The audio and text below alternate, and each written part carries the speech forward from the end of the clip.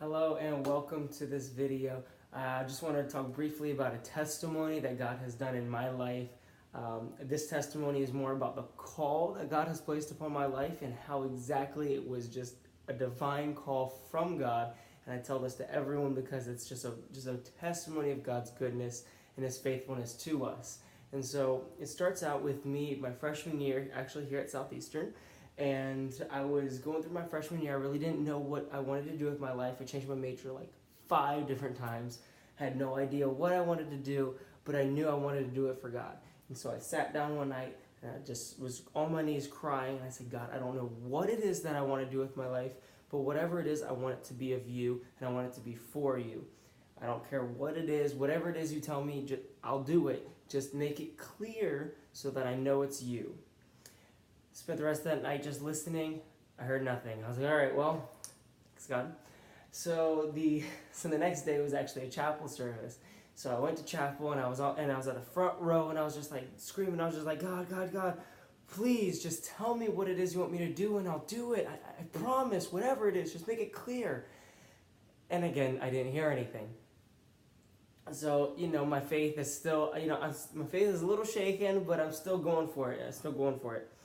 And so the next day I had a psychology class, and I went to the psychology class. I did my homework, I just didn't print it out.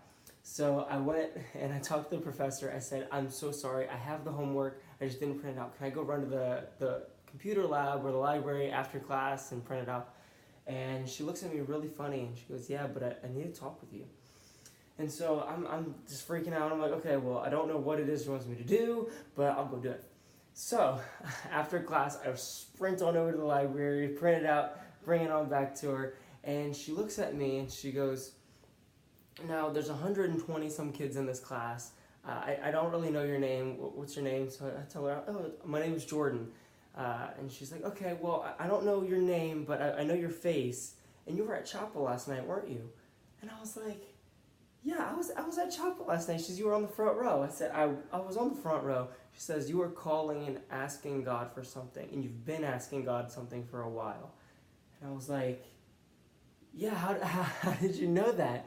And she just looked at me, and she says, God told me last night to tell you that you are called to be a youth pastor, and this isn't a prophetic word, but this is a confirmation on what is to come and what is to do in your life.